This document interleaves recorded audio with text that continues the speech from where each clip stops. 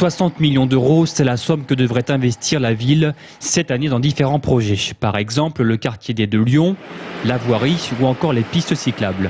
Autre mesure phare de 2009, le prêt à taux zéro, qui s'inscrit en complément de celui de l'État et qui du même coup en double son montant.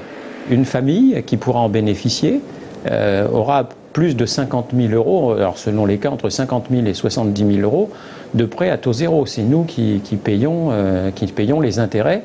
Là, on fait un effort, parce qu'évidemment, une ville et une agglo, c'est un bon emprunteur. Hein.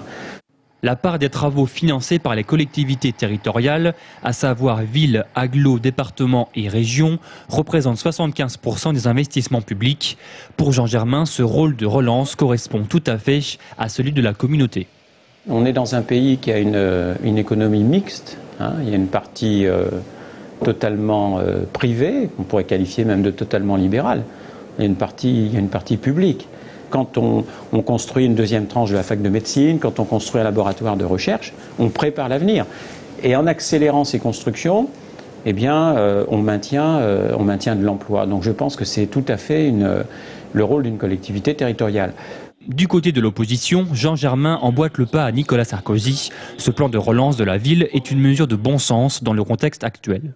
Je crois qu'il était important localement de donner un signal fort, comme le souhaitait le président de la République, vis-à-vis des entreprises, pour apporter le soutien de la commune, qui est la ville la plus importante du département, pour les entreprises qui vont traverser une période économique difficile.